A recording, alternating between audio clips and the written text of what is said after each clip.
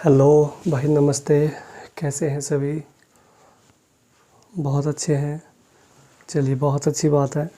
तो आज मैं आपके लिए लेके आया हूँ एमटीएस के जो प्रीवियस ईयर है उसका डाटा। और अभी जो है एसएससी ने आपके लिए कैलेंडर जारी किया है जिसमें सारी डेट्स आ चुकी हैं, और उसी के चलते आपको एसएससी एमटीएस का जो डेट है वो भी आपको मिल गई है, और उसके एडमिट कार्ड भी आपको आने लगे हैं एमटीएस और हवलदार के। ठीक है, तो उसी के लेके आपको मैं कुछ क्वेश्चंस के लिए लेके आया हूँ। लगभग 20 क्वेश्चन के आसपास हैं। ठीक है, तो आप इनको वन बाय वन देखेंगे। तो बढ़ते हैं आगे हम यहाँ पे पहले क्वेश्चन की तरफ। और जो क्वेश्चन है आपका पहला क्वेश्चन है यहाँ पे कि एक बर्तन में एक अम्ल और पानी के जो रेशो है वो 5:2 है। बी में जब वही रेशो 8:5 का है। ठीक है, तो उन बर्तनों के मिश्रण से किस अनुपात में मिश्रण को लिया जाए कि बने मिश्रण में अम्ल और पानी का रेशो 9:4 हो जाए। ये आपका क्वेश्चन है। देखिए, इस क्वेश्चन में हमारे पास ऑप्शन होता है, या तो आप दूध ले लो या आप पानी ले लो, कोई सी भी एक चीज़ ले लो, आपका उसी से काम बन जाता है।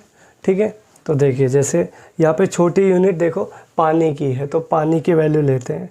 अगर मैं पहले बर्तन में पानी वाटर की वैल्यू लेता हूँ तो वाटर वहाँ पे कितना मिलेगा आपको? 2 यूनिट। ठीक है, टोटल कितना यूनिट है? 7 यूनिट में से 2 यूनिट वाटर हो गया। दूसरे में है 5/13, और जो तीसरा बर्तन बनाना है उसमें है 4/13। ये आपका है। ठीक है, अब इसमें आपने क्या करना है, इसको क्रॉस यहाँ से घटा के यहाँ लिखना होता है, यहाँ से घटा के यहाँ लिखना होता है। लेकिन यहाँ पे देखो डिनोमिनेटर यहाँ पे आप इक्वल कर लो। इक्वल के लिए एलसीएम ले लो 91, तो 91 मल्टीप्लाई यहाँ, 91 यहाँ और 91 यहाँ। 13 7 91, ये कटेगा, ये 13 पे कटेगा, ये 7 पे कटेगा, ये आ जाएगा 13 दूनी 26 यूनिट, ये आ जाएगा 35 और ये आ जाएगा 28 यूनिट। यहाँ से घटा लो अब इसको, तो ये आपका आ जाएगा 7, यहाँ से घटाओगे तो ये आपका आ जाएगा 2। तो 7:2 इसका राइट आंसर रहेगा। ऑप्शन नंबर ए आपका यहाँ पे एकदम राइट आंसर हो जाएगा।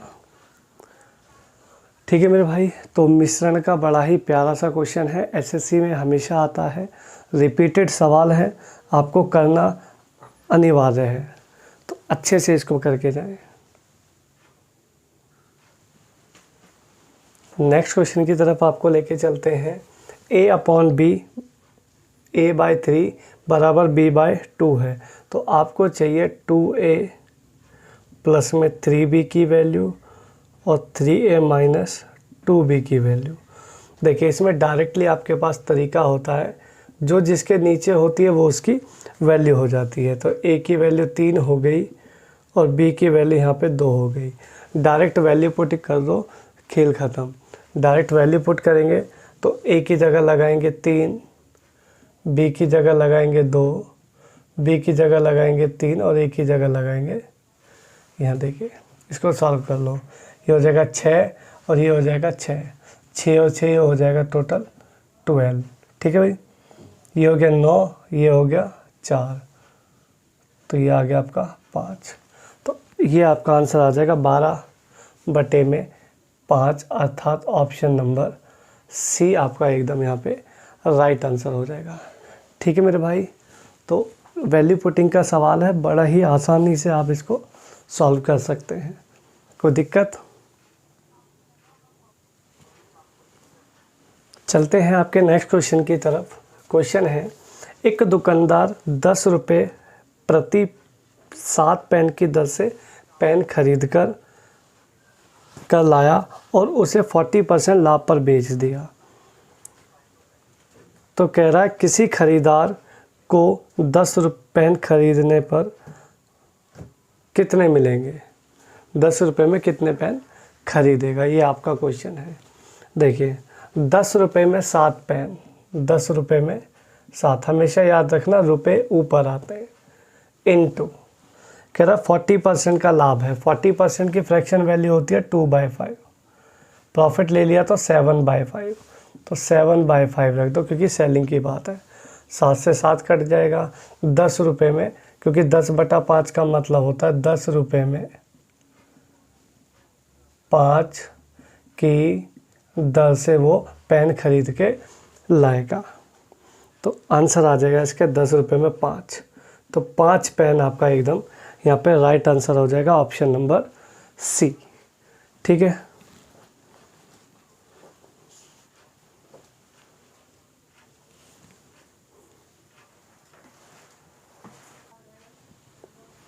नेक्स्ट क्वेश्चन की तरफ आपको लेके चलते हैं। यदि 10 वस्तुओं का सीपी 16 वस्तुओं के एसपी के बराबर हो तो उस वस्तु की बिक्री पर कितना प्रतिशत लाभ या हानि होगी। 10 का सीपी 16 के एसपी के बराबर है। ठीक है मेरे भाई, तो 2 पंजे 10, 2 अट्ठे 16, छोटा कर लिया। सीपी आ गया 8, एसपी आ गया 5, सीपी आ गया 8, एसपी आ गया 5। बात सीधी सीधी करो, 8 रुपये में ख़रीदा, 5 रुपये में बेचा। मैंने कोई सामान 8 में ख़रीदा है, 5 में बेचा है, 3 रुपया का मेरा लॉस हो गया, 3 रुपये का मुझे लॉस हो गया। और सीपी मेरा कितना है 8, 3/8 का परसेंट होता है 37.5%, 37.5%। यही आपका एकदम राइट आंसर होगा। और ये क्या आएगी आपकी हानि को डिनोट करेगा। ठीक है, 8 का सामान 5 में बेचोगे तो आपको लॉस की कैटेगरी में ही जाना पड़ेगा, प्रॉफिट होने का कोई चांस नहीं है कहीं से कहीं तक भी। ठीक है मेरे भाई, तो प्रॉफिट लॉस का बड़ा ही ज़बरदस्त सवाल ये आपका है। और एमटीएस में ये बहुत बार क्वेश्चन आया है, सबसे ज़्यादा एमटीएस में ये क्वेश्चन आता है प्रॉफिट लॉस का। ठीक है, तो अच्छे से इसको सीख के जाएं, अच्छे से करके आना। ठीक है मेरे भाई, बहुत अच्छी बात है, ऐसे ही सीखते चलो। नेक्स्ट क्वेश्चन आपके लिए है, क्वेश्चन है 3 व्यक्ति ABC जिनके वेतनों का योग 72,000 रुपया है, क्रमशः अपने वेतन का 80, 85 और 75% का खर्चा करते हैं। यदि उनके तीनों की बचत का अनुपात 8-9-20 है तो ए कितना वेतन है। ए का वेतन पूछा है, ए की सैलरी कितनी है, इनकम। देखो भाई, इसमें जो आपको खर्चा है वो प्रतिशत में दे रखा है और जो सेविंग है वो आपको रुपए में दे रखी है, रेशो में दे रखी है। तो आप डायरेक्टली इसमें एक काम करें कि ए बी सी का इनकम का रेशो निकालते हैं। इनकम कैसे आएगी बताओ, इनकम का रेशो, इनकम कैसे बनेगी। खर्चे को खर्चे के बराबर रख दो या बचत को बचत के बराबर रख दो। आप मुझे बताओ, अगर ए 8 रुपये बचत करता है, ये ए की बात कर रहा हूँ मैं, एक एग्जांपल है। ए अगर 8 रुपये बचत कर रहा है और 80% खर्चा कर रहा है, अगर 80% खर्चा करेगा तो बचत कितनी करेगा बोलो, 20%। 20% का मतलब फ्रैक्शन वैल्यू होती है 1/5। इसको बराबर रखेंगे तो 8 पंजे 40, ए की इनकम आ गई, डायरेक्ट ए की इनकम आ गई। बी के बारे में सुनो, बी क्या कह रहा है, 9 रुपये उसकी सेविंग है और 85% उसका खर्चा है। 85% उसका खर्चा है तो बचत होगी उसकी 15%। 15% मतलब होता है 3/20। 3 से कटेगा ये तो ये हो जाएगा आपका 20-30-60। बी की इनकम आ गई 60 रुपया, बी की इनकम आ गई 60। सी की कहानी सुनो, सी बोल रहा है कि 20 बचत है और 75% खर्चा करने के बाद, 75 खर्चा है तो 25 उसकी सेविंग हो गई, 25 1/4 यानी ये आ गया 80। इसको काट लो, 20 दूनी 40, 20 तिया 60, 20 चौका 80। ये ए बी सी की इनकम का फाइनली रेशो आ गया, ABC की इनकम का रेशो आ गया। टोटल पैसा कितना है तीनों का जोड़ 72,000। इसका जोड़, मेरा जोड़ कितना होगा, जोड़ो 4 3 7 2 9, 9 से काटोगे तो एक यूनिट की वैल्यू हो गई 8,000। आपको A की इनकम चाहिए तो 8 दूनी 16,000 आपका यहाँ पे राइट आंसर हो जाएगा। ऑप्शन नंबर B यहाँ पे आपका एकदम क्लियर और राइट आंसर हो जाएगा। ठीक है, तो प्रॉफिट परसेंटेज का बड़ा ही प्यारा सा सवाल है ये। ठीक है, आराम से ध्यान से इसको देखना, बहुत बढ़िया सवाल है।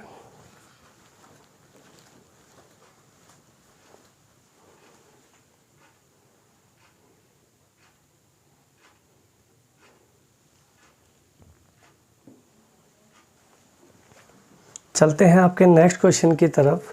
90% तथा 97% शुद्धता वाले दो घोल मिलकर 94% शुद्धता वाला 21 लीटर का घोल तैयार किया गया। मिश्रित घोल में दूसरे घोल में जो मात्रा है वो कितने लीटर है। ठीक है, क्वांटिटी बतानी है तो ध्यान से देखिएगा। एलिगेशन मेथड है, बहुत ही बढ़िया काम करता है। एक 90% है, एक 97% है और दोनों के घोल से मिलाना है 94%। यहाँ से घटाओगे तो ये 3 बन जाएगा, यहाँ से घटाओगे तो ये आ जाएगा 4। रेशो इनकी क्वांटिटी का आ जाएगा 3:4।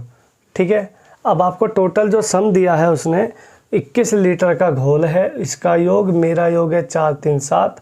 योग को योग से पहले काटो, फिर अलग अलग बांटो, 3 3 9 और 3 चौक 12। क्या पूछता है, कहता है दूसरे में कितना है, दूसरे घोल में, तो दूसरे घोल में आएगा 12 लीटर। तो 12 लीटर आपका यहाँ पे आंसर एकदम करेक्ट हो जाएगा। ऑप्शन नंबर B को आप लगा के आगे बढ़ जाना। B ऑप्शन आपका यहाँ पे एकदम राइट हो जाएगा। क्लियर।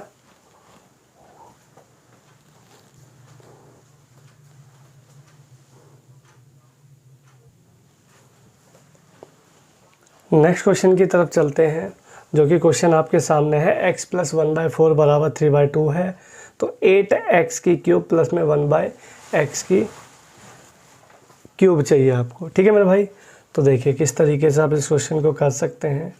x प्लस में 1/4x बराबर आपको दिया 3/2 और आपको चाहिए 8x की क्यूब प्लस 1/8x की क्यूब आपको गिवन। ये आपको आंसर चाहिए इसका। देखो आप सिंपली एक बात समझो, यहाँ पे 8x की क्यूब है, तो 8x की क्यूब किसी भी नंबर की अगर क्यूब करोगे तो 8x की क्यूब आना चाहिए। तो वहाँ पे 2x रहा होगा इनिशियल पे, जो इनिशियल वैल्यू रही होगी वो क्या रही होगी, 2x ही तो रही होगी, क्योंकि 2x को अगर क्यूब करते हो तो 2x की क्यूब आएगी 8x की क्यूब। ठीक है, 2x का अगर क्यूब करोगे तो 8x की क्यूब आ जाएगी। तो यहाँ 2 कैसे बनेगा अभी, तो 2 से मल्टीप्लाई कर लो, तो इधर भी 2 से मल्टीप्लाई कर दो इसको और इधर भी 2 से मल्टीप्लाई कर दो, तो ये आपको लगेगा क्या, 2x प्लस में 1/2x बराबर में ये आ जाएगा 3। तो अब आपको चाहिए क्या, 8x की क्यूब प्लस में 1/8x की क्यूब चाहिए। ठीक है, अब देखो यहाँ से यहाँ पावर 1 है, यहाँ पावर 3 है, तो पावर 3 पे जाना है। पावर 3 पे जाने का डायरेक्ट शॉर्टकट होता है, इसका आप क्यूब करें, 3 का क्यूब आएगा 27, 3 का क्यूब आएगा 27, 3 का गुणा 3 से करेंगे तो 3 तिया हो जाएगा 9। बीच में क्या साइन है, प्लस का, प्लस है तो माइनस कर दो, यही आपका एकदम राइट आंसर आएगा। First class. दोबारा सुनो, अगर आपको सिंपल नंबर से क्यूब में जाना है तो नंबर का क्यूब करके दोनों का मल्टीप्लिकेशन, अगर बीच में प्लस है तो माइनस कर दो, माइनस है तो प्लस कर दो। क्लियर दोस्तों, कोई समस्या कोई दिक्कत हो तो कमेंट करें। ठीक है, अलजेब्रा का बड़ा ही फेमस सवाल है, बहुत ज़्यादा एग्ज़ामों में रिपीट किया जाता है। ठीक है, करने लायक सवाल है, आराम से करके जाइएगा, बिल्कुल आपको हो जाएगा एग्ज़ाम में विदिन 10 सेकंड में आपको क्वेश्चन कंप्लीटली ख़त्म हो जाएगा। ठीक है मेरे भाई।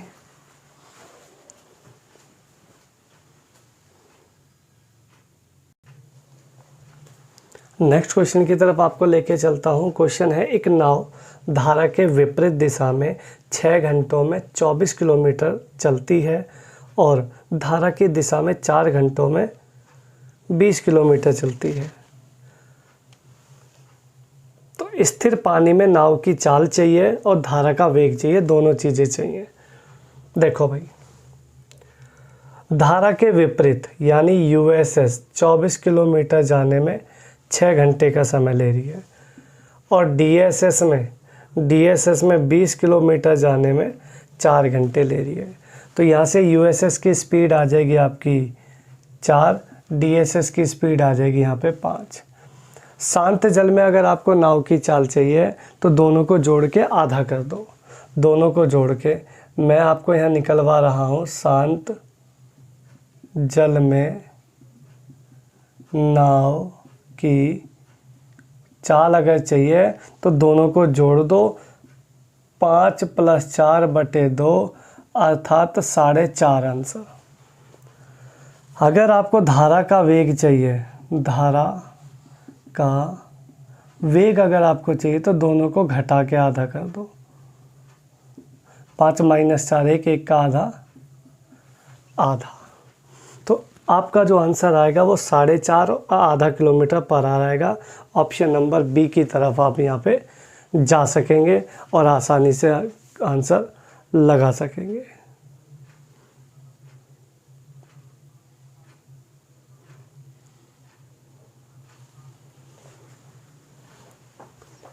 किसी भी बच्चे को कोई दिक्कत है? नहीं है, बहुत अच्छी बात है, दिक्कत नहीं होनी चाहिए, ऐसे ही सीखते चलना है। बहुत प्यारी प्यारी चीज़ें, बहुत प्यारे प्यारे कॉन्सेप्ट मैं आपके लिए लेके आता हूँ, है ना। बस ऐसे ही सीखते चले जाओ। नेक्स्ट क्वेश्चन कंपाउंड इंटरेस्ट का है। बहुत ही फेमस सवाल है, एग्ज़ाम में बहुत रिपीट होता है, बहुत ही ज़्यादा मोस्ट इम्पोर्टेंट सवाल है कंपाउंड इंटरेस्ट का और सिंपल इंटरेस्ट का मिक्सअप है। ध्यान से सुनना। क्वेश्चन है, एक धनराशि पर 3 वर्षों के लिए 10% वार्षिक दर से साधारण ब्याज और चक्रवृद्धि ब्याज का अंतर 3100 रुपया है। 31 रुपया, ठीक है। पैसा पूछा हुआ है, वो धनराशि क्या होगी, अर्थात आपको पी पूछा हुआ है, प्रिंसिपल क्या होगा। देखो जरा, बात 3 साल की है। 3 साल की है तो 3:1 लगाया जाता है। ये 3 साल का कंपाउंड निकालने के लिए होता है। बाकी अच्छे से काम यहाँ पे कोई ऐसी दिक्कत नहीं है। उसने पी पूछा है तो पी मैं क्या करूँगा, अपनी मर्ज़ी से लेट करूँगा। एक्चुअली अपनी मर्ज़ी से भी नहीं करते, जो रेट ऑफ इंटरेस्ट है ना उसके हिसाब से लेट करते हैं। रेट ऑफ इंटरेस्ट आपका 10%, 10% होता है 1/10% होता है 1/10, 1/10। तो नीचे वाले नंबर का ही क्यूब लेट कर लो। तो क्यूब लेट करेंगे तो ये आ जाएगा 1000। एक निकालते रहो, 1000 का 10% आएगा 300, 1000 का 10% आएगा 100, 100 का 10% आएगा 10 और 10 का 10% आएगा 1। ठीक है। तो यहाँ पे जो लास्ट की 2 यूनिट, पहले नंबर को छोड़ के बाद की जो 2 यूनिट होती हैं, पहली यूनिट को छोड़ के बाकी जो बचा हुआ सारा होता है वो SI और CI का डिफरेंस को बताता है। तो यहाँ देखोगे आप डिफरेंस कितना आएगा, 30 + 1 31 यूनिट आ गया डिफरेंस। ठीक है। कंपाउंड इंटरेस्ट और सिंपल इंटरेस्ट का अंतर जो है वो 31 है मेरे हिसाब से। किताब वाला कह रहा है वो भी 31 है। और इनटू में पी आपको चाहिए तो पी मेरा यहाँ पे 1000 है। 31 से 31 चला गया, आंसर आया 1000। 1000 इसका राइट आंसर आ जाएगा। तो डिफरेंस को लेके बड़ा ही अच्छा सवाल है, एग्ज़ाम में काफ़ी पूछा जाता है। तो आराम से कर लो इसको ध्यान से। कोई परेशानी हो तो कमेंट करना।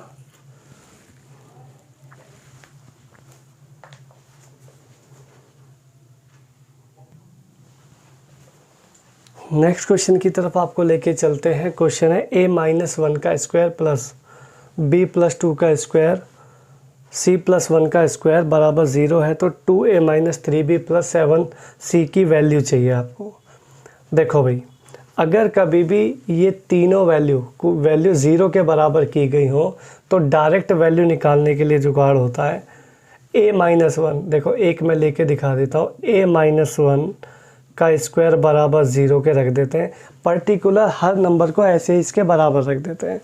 तो आप बताओ, अगर यहाँ से स्क्वायर हटेगा तो उधर रूट लगेगा, तो उस पर तो कोई फ़र्क पड़ेगा नहीं, बट a की वैल्यू मुझे मिल जाएगी 1। ऐसे ही आप यहाँ पे b की वैल्यू निकाल लो, b की वैल्यू आ जाएगी -2। c की वैल्यू निकालोगे तो c+1 है तो उधर जाके -1 हो जाएगा।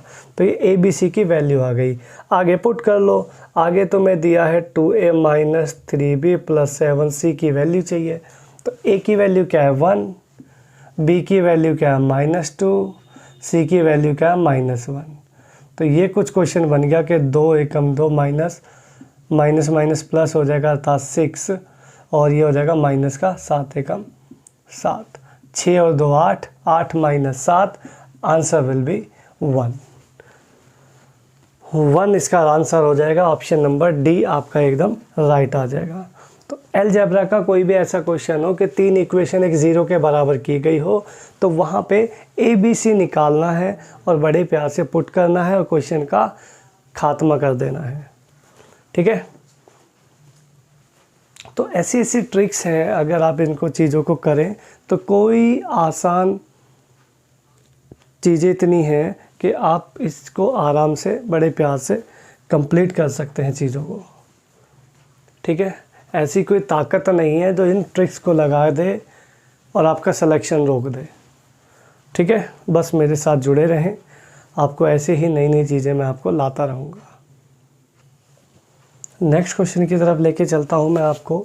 क्वेश्चन है, परीक्षा में 100 छात्रों का औसत प्राप्तांकों की गणना में उसका जो सारणी है, गलती से उस सारणी में 86 की जगह 68 लिख गया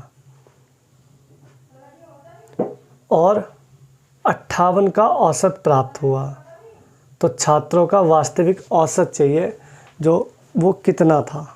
देखो, एवरेज 80, एवरेज जो है अभी 58 है। ठीक है, 86 की जगह उसमें 68 लिखा गया था। 86 की जगह अगर 68 लिखा गया है तो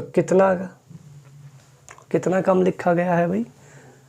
14 कम लिखा गया है। 100 संख्याएं हैं तो एवरेज में 1.14 इसमें कम लिखा गया है, तब ये आंसर आया है। तो सही क्या रहा होगा इसमें? इसको जोड़ दो।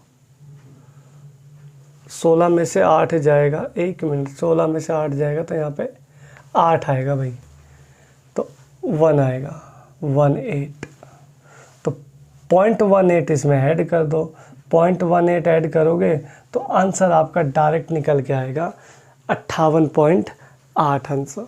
ठीक है, यहाँ पे दोनों का डिफरेंस कर रहे हैं तो 14 नहीं आएगा, 18 आएगा। ठीक है, थोड़ा ठीक कर लेना है इसको, बाकी कोई प्रॉब्लम नहीं है। 0.18 जोड़ना है 18 और डायरेक्ट आपका राइट आंसर आ जाएगा इसमें, ऑप्शन नंबर ए।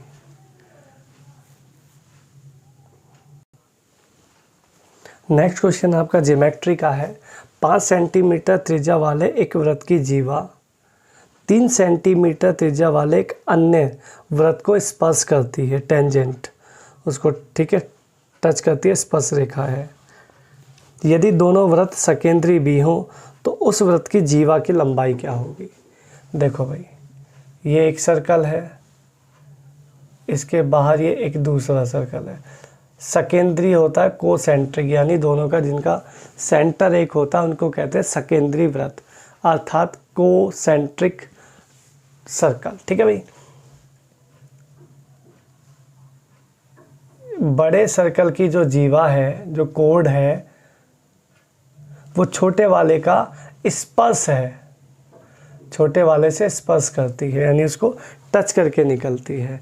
बस इसी जीवा की आपको इसकी लेंथ बतानी है, लंबाई बतानी है, लेंथ। ठीक है भाई, देखो किस तरीके से आप इसको निकाल सकते हैं। पहले रेडियस पे फोकस करते हैं। बड़े वाले की रेडियस है 5, तो बड़े वाले के रेडियस में कुछ इस तरीके से बना देता हूँ 5, छोटे वाले के रेडियस है 3, तो छोटे वाले के रेडियस ऐसे बना देते हैं। तो ये है आपकी 5 और ये है आपकी 3। तो यहाँ पे ये राइट एंगल ट्रायंगल ही तो बनेगा भाई, 3 5, तो राइट एंगल से ये 4 हो जाएगा। पाइथागोरस आपको याद होंगी, जिस बच्चे को नहीं है याद आप मुझे कमेंट करके बताना, मैं सारी आपको लिख दूंगा, तो आप उनको नोट कर लीजिएगा, ठीक है। लेकिन उसका पता तभी चलेगा जब आप मुझे कमेंट करके बताएंगे। ये 20 है लगभग, मैं सारे लिखवा दूंगा आपको, बट पहले मुझे बताना पड़ेगा। चलिए यहाँ से 3 3 5 ये 4 हो गई, अगर ये 4 हो गई तो इधर ये भी 4 हो जाएगी, 4 और 4 8, इसका आंसर आ जाएगा 8 centimetre. Answer option number C यहाँ पे आपका एकदम राइट हो जाएगा, ठीक है। तो ज्योमेट्री का बड़ा अच्छा सवाल है, काफ़ी एग्ज़ामों में रिपीट होता है, तो इसको अच्छे से करके जाइएगा, कोई टेंशन नहीं है, आराम से हो जाएगा। नेक्स्ट क्वेश्चन है आपका, यदि थीटा न्यून कोण हो और 7 sine square theta plus 3 cos square theta 4 है तो tan थीटा बराबर क्या। देखो भाई 7 sine square theta plus 3 cos square theta equals to 4 है, ठीक है भाई। तो इसको करने के लिए आपको ट्रिग्नोमेट्रिक फंक्शन थोड़े से पता होने चाहिए, ज़्यादा नहीं, बहुत बेसिक सी नॉलेज चाहिए, है ना। देखो ज़रा ध्यान से सुनना, 7 को या 3 है, एक रिजल्ट होता है sign square theta plus cos square theta 1 होता है। ये सबको पता होना चाहिए, जिसको नहीं पता है वो थोड़ा सा इस पर ध्यान दे दे तो पता चल जाएगा, ठीक है। तो यहाँ पे 3 साइन है, तो यहाँ को इसको अगर मैं तोड़ के लिख दूँ 4 प्लस 3 कर लूँ तो 4 साइन स्क्वायर थीटा हो जाएगा, 3 साइन स्क्वायर थीटा हो जाएगा, ठीक है भाई। तो 3 sine theta, 3 sign square theta और 3 कॉस स्क्वायर थीटा में 3 कॉमन ले लेंगे, तो ये आ जाएगा आपका यहाँ पे 4 साइन स्क्वायर थीटा प्लस में 3 कॉमन ले लिया, अंदर बच जाएगा sine square theta plus cos square theta equals to 4। ये आपका 1 हो जाएगा, sine square theta plus cos square theta 1 होता है, 3 का 1 से मल्टीप्लाई करोगे तो 3 आएगा, 3 उधर जाके माइनस हो जाएगा, तो ये सिंपल रह जाएगा 4 sine square theta equals to 1, तीनों जगह के 1, और ये जो 4 है ये नीचे आ जाएगा यहाँ से, तो साइन स्क्वायर थीटा आ जाएगा ये, तो साइन थीटा बराबर आ जाएगा 1/2। और साइन थीटा में साइन की जो टेबल है, साइन कॉस टेन की जो टेबल है उसमें आप चेक करोगे तो 1/2 आपको मिलेगा 30 डिग्री पर, तो थीटा की वैल्यू क्या आ गई 30 डिग्री। आपको चाहिए tan थीटा, tan थीटा मतलब tan 30 डिग्री, tan 30 होता है 1/√3, tan थीटा क्या होता है 1/√3। आपका राइट आंसर हो जाएगा ऑप्शन नंबर बी, यहाँ पे आपका एकदम करेक्ट आंसर है, ठीक है मेरे भाई। तो ट्रिग्नोमेट्री का क्वेश्चन है, अच्छा सा है, बहुत बेसिक नॉलेज चाहिए ट्रिग्नोमेट्री की, ज़्यादा बड़ा नहीं है, आसानी से हो जाएगा।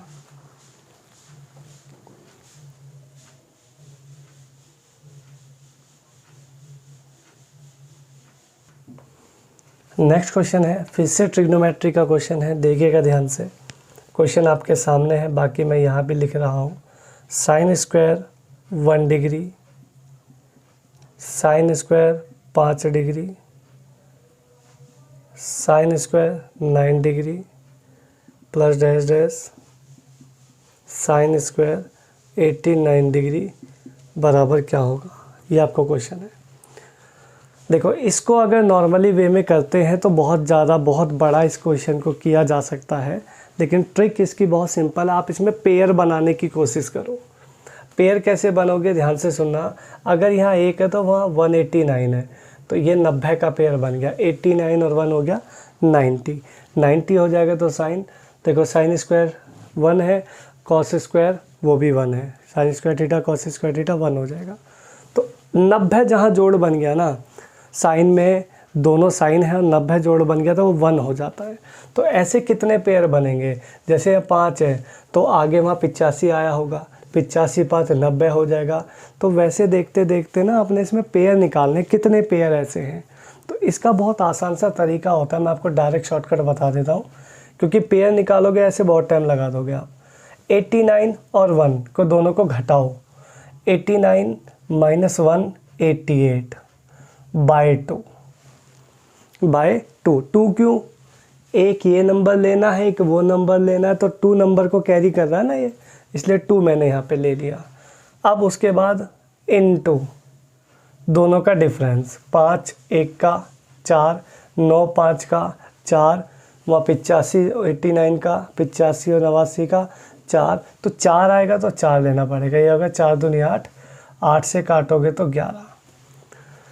तो इस तरीके से आप इसमें पेयर निकाल सकते हो। कितने पेयर आए यहाँ पे, 11 पेयर आ गए। अब 11 पेयर तो आ गए, लेकिन अब आप मुझे ये बताओ कि इसके अंदर एक बीचों बीच साइन जब धीरे धीरे चलते रहेंगे तो साइन स्क्वायर 45 डिग्री आएगा, जबकि आगे कहीं और 45 आएगा नहीं, है ना। तो 45 भी तो 90 होता है, यानी ये अकेला पेयर बचेगा बीचों बीच। तो ये भी तो इंक्लूड करना है, तो इसको इंक्लूड करेंगे तो कितना आएगा, साइन 45 आपका होता है 1/√2। तो 1/√2 मतलब कि स्क्वायर करोगे तो 1/2, और 1/2 जैसे इसमें ऐड होगा तो ये आपका निकल के आएगा 11.5 आंसर। तो इस पूरे का जो ट्रिग्नोमेट्रिक फंक्शन का जो आंसर आएगा वो 11.5 आपका एकदम राइट आंसर आ जाएगा। क्लियर मेरे भाई। तो बड़ा ही आसान सा सवाल है, तो पेयर बनाने की कोशिश करोगे। पेयर बनाने का जुगाड़ मैंने इधर आपको बता दिया है, और आसानी से आप इसका फर्स्ट आंसर लगा के आगे की तरफ बढ़ते चले जाएंगे।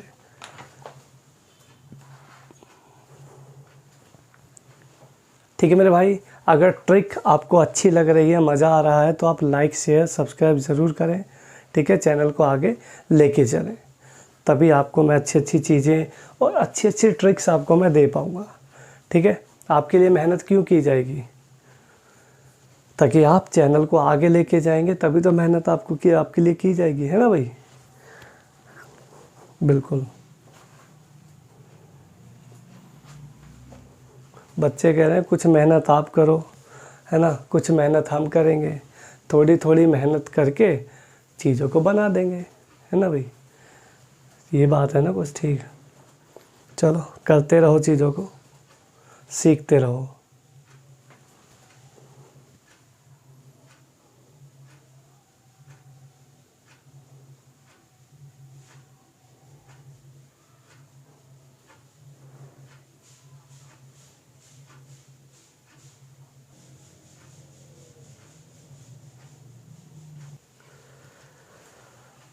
नेक्स्ट क्वेश्चन आपके लिए है ज्योमेट्री का है। ट्रायंगल ABC में ABC की भुजाओं AB और BC एक पर बिंदु D और E इस प्रकार हैं कि AD बराबर 1/3 है AB का और AE बराबर है 1/3 ऑफ AC का। तो BC की लंबाई आपको गिवन है, ठीक है। तो DE की लंबाई आपको फाइंड करनी है। देखो,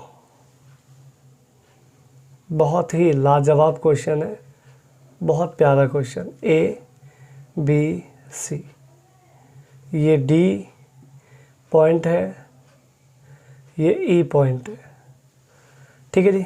और ये कुछ इस तरीके से डिवाइड हो रहे हैं कि AD, ध्यान से देखिएगा, AD बराबर है 1/3 ऑफ AB का, पहला पॉइंट। दूसरा, AE बराबर है 1/3 ऑफ AC का। अब यहाँ मुद्दे को थोड़ा सा समझिएगा, ठीक है। मुद्दा क्या है, बड़ा गहरी बात है यहाँ पे, कि जो जिसके सामने वो उसकी वैल्यू, सिंपल बात है। इसमें BC आपको मिला है 15 सेंटीमीटर। देखो, AD आपका 1 है, एक AD के सामने 1 है, AB के नीचे 3 है, तो AD आपका 1 यूनिट है और पूरी यूनिट है ये 3 यूनिट, यानी यहाँ 2 यूनिट। अगर DB मुझे पूछ ले तो DB यहाँ पे 2 यूनिट हो जाएगी। क्लियर मेरे भाई। AE आपका 1 है, AE आपका 1 यूनिट है, तो AC आपका 3 यूनिट है, ये भी पूरी 3 यूनिट है। तो होता क्या है, जो DE की लंबाई आपको मिलेगी वो इस BC को इसके रेशो में बांट दो, 1:3, 1:3 में बांट दो। यानी अगर आप इसका 1/3 कर दें तो डायरेक्ट आपको DE की लंबाई मिल जाएगी। आंसर आपका 5 आ जाएगा। 5 आपका एकदम राइट आंसर आ जाएगा। क्लियर मेरे भाई? तो ऑप्शन नंबर यहाँ पे बी आपका एकदम राइट हो जाएगा, डी ऑप्शन। ठीक है, 5 आंसर।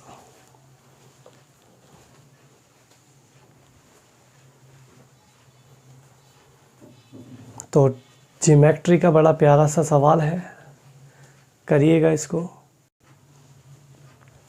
नेक्स्ट क्वेश्चन जो आप ये देख रहे हैं, 9 9 1/7, 9 9 2/7, 9 9 3/7, 9 9 4/7, 9 9 5/7,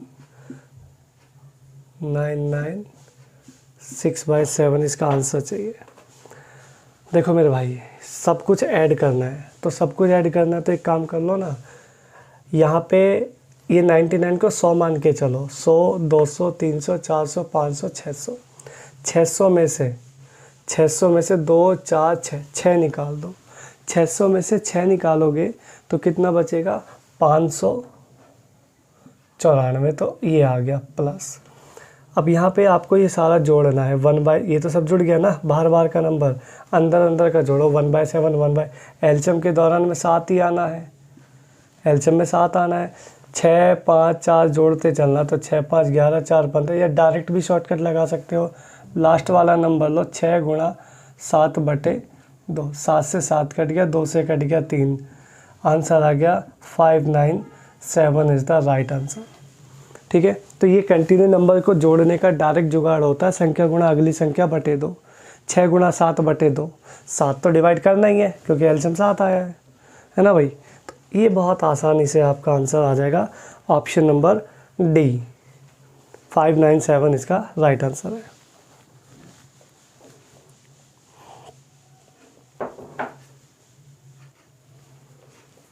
नेक्स्ट क्वेश्चन है, दो संख्याओं को 33 से अलग अलग भाग देने पर 21 और 28 आपको प्राप्त होता है। दोनों संख्याओं के योग को अगर 33 से डिवाइड करोगे तो क्या शेषफल बचेगा? रिमाइंडर चाहिए। देखो भाई, कोई नंबर है, कोई दो संख्याएं हैं, एक ये नंबर है एक ये नंबर, दो अलग अलग नंबर हैं। अगर मैं उसको 13 से डिवाइड करता हूँ तो अलग अलग रिमाइंडर बचता है। एक तो बचता है 21, एक बचता है 28। ठीक है, कहता है अगर उसी नंबर के योग को, यानी n + n, उसी नंबर के योग को दोबारा मैं 13 से डिवाइड करूं तो क्या रिमाइंडर बचना चाहिए?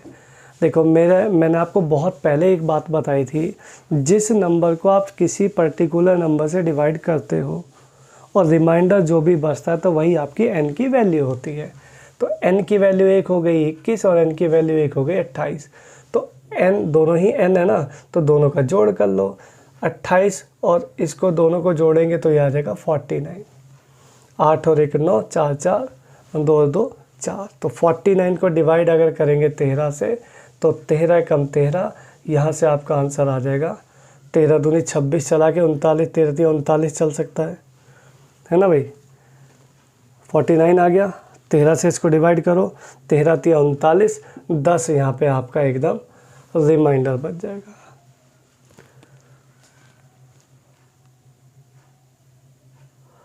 लेकिन इसको भाई 33 से डिवाइड करना था। 33 लिख लो, यहाँ पे एक छोटी सी एरर है, 33 से डिवाइड करना है। 33 से डिवाइड करोगे तो 33 एकम ही चलेगा, तो यहाँ पे रिमाइंडर बच जाएगा आपका 16 आंसर। और देखो ऑप्शन में 10 भी था और 16 भी था, तो 16 आपका यहाँ पे राइट आंसर होगा। देखो 33 से ही तो डिवाइड करना था, 13 से नहीं करना, 33 से करना है। क्लियर मेरे भाई?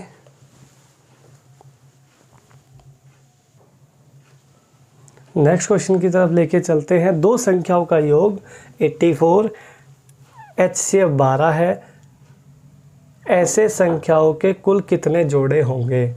जोड़े चाहिए, डायरेक्ट शॉर्टकट है। 84 को LCF से डिवाइड कर दो, ये आएगा 7। 7 के ऐसे पेयर बनाओ जो प्राइम नंबर के पेयर हों, जैसे 1 और 6, 2 और 5, 3 और 4, 7 हो रहे हैं। यही आपका राइट आंसर आएगा। 3 ऐसे जोड़े हैं जो सहभाज्य जोड़े हैं इनके युग्मों के, ठीक है, और जिनको HCF भी आपका यहाँ पे चीज़ें एकदम परफेक्ट आएंगी। तो 3 इसका राइट आंसर है, ऑप्शन नंबर बी।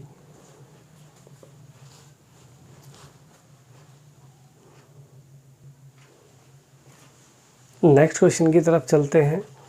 √2 की वैल्यू आपको गिवन है और आपको पूछा है 7/3 प्लस √2 की वैल्यू पूछी है ना भाई?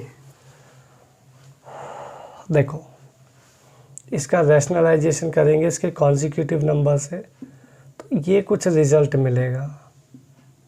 इसका मल्टीप्लाई इससे करेंगे तो ये आ जाएगा 7, 3 माइनस √2 अपॉन में 9 माइनस 2, 7 से 7 चला गया। 3 में से √2 की वैल्यू घटा लो, ऐसे घटती है भाई। घटाने का तरीका भी सीख लेना, कभी बाद में बोलो सिखाया नहीं था, कि सब कुछ तो बताया बस घटाना नहीं बताया। तो घटाने का तरीका ये होता है, कोई नहीं सिखा पाएगा तुमको घटाना ऐसे, ठीक है।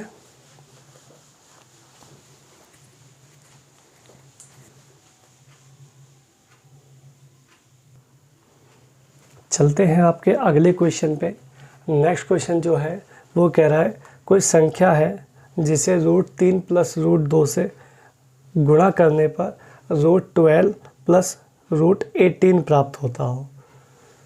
ठीक है भाई, हो सकता है क्या? बोलो, अगर कुछ हो सकता है इस क्वेश्चन का तो।